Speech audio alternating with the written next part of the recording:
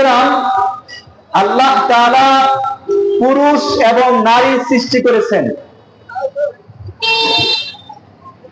প্রত্যেকের কাজ আল্লাহ তাআলা বাতলে দিয়েছেন। হযরত আদম আলাইহিস সালাতু ওয়াস সালামকে আল্লাহ তাআলা সৃষ্টি করলেন এবং আল্লাহ তাআলা আদম আলাইহিস সালামকে জান্নাতে বসবাস করার জন্য স্থান দিলেন।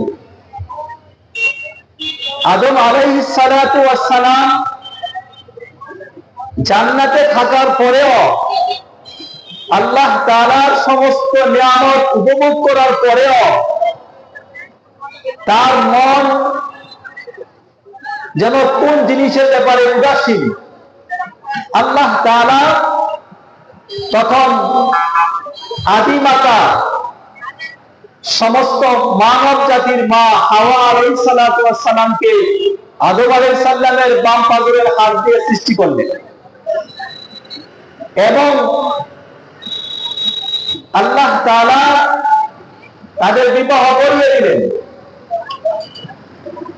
মেরে মুহতারাম,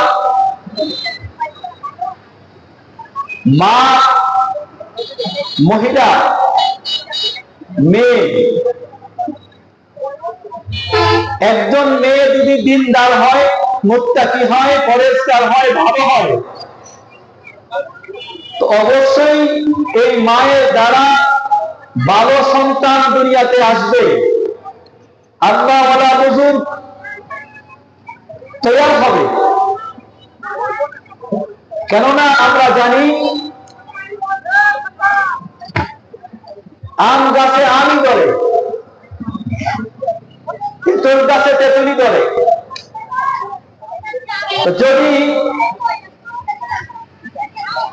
মহিলা জাতি আল্লাহ ওয়ালা হয়, ভালো হয়, তো অবশ্যই তার মাধ্যমে সন্তান ভালো হবে। এই জন্য মুহতারাম, যদি আমাদের ঘরের মা ভালো হয় তো সন্তান ভালো আশা করা সহজ। কেননা মাদের মেহনতের দ্বারা সন্তান তৈরি হয়। সন্তানের মডেল হলো তার মা বাবা, কারণ মার কাছ থেকে সন্তান প্র্যাকটিক্যাল শিক্ষা গ্রহণ করে। মার আমল দেখে দেখে সন্তান শিখে, মার আমল দেখে দেখে সন্তান ওই আমলে অভ্যস্ত হয়। মা যদি নামাজি হয় তো সন্তান নামাজি হয়, মা যদি পর্দানিশীল হয় তো সন্তান ছোট থেকেই পর্দা করা শুরু করে,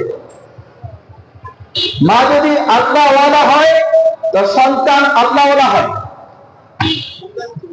আপনারা অসংখ্য বুজুর্গের নাম জানেন। এই বুজুর্গ আল্লাহ ওয়ালা হওয়ার পিছনে তার মার অবদান।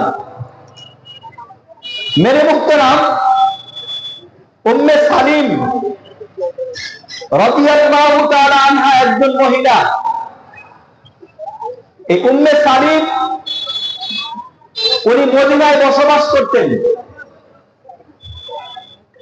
তার স্বামীর নাম ছিল মারেক। যখন মদিনায় আল্লাহর হাবিব সাল্লাল্লাহু আলাইহি ওয়াসাল্লাম হিজরত করে আসলেন, তখন উম্মে সালিম রাদিয়াল্লাহু তাআলা আনহা তিনি ইসলাম ধর্ম গ্রহণ করেন, ইসলাম কবুল করেন এবং তার ছোট সন্তানকে কালিমায়ে তাইয়্যিবা ইসলামের শিক্ষা দেওয়া শুরু করে। তার স্বামী হঠাৎ একদিন দেখে ফেলে যে উম্মে সালিম তার সন্তানকে কালিমায়ে তাইয়্যিবার তালকিন দিতেছে, শিক্ষা দিতেছে। তখন মালেক যেহেতু মুসলমান হয়নি, সে বলল, তুমিও বাপ দাদার ধর্ম ত্যাগ করে মুহাম্মদ সাল্লাল্লাহু আলাইহি ওয়াসাল্লামের ধর্ম গ্রহণ করেছো, এখন আমার সন্তানকেও চাচ্ছ। উম্মে সালেম বলল, আরে বেকুব, আমি তো চাচ্ছি তুমিও ইসলাম গ্রহণ করো। এক সফরে মালিক মারা যায়। উম্মে সালিম রাদিয়াল্লাহু তাআলা আনহা বসবাস করতে থাকেন। আবু তালহা একজন সাহাবী। আবু তালহা ওই সময় মুসলমান হয়নি।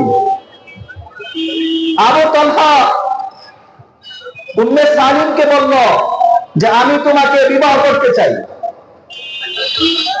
উম্মে সালিম উনি বলল যে আমি তোমাকে ফিরিয়ে দিতাম না, যেহেতু তুমি ইসলাম ধর্ম গ্রহণ করনি, সুতরাং তুমি যদি ইসলাম ধর্ম গ্রহণ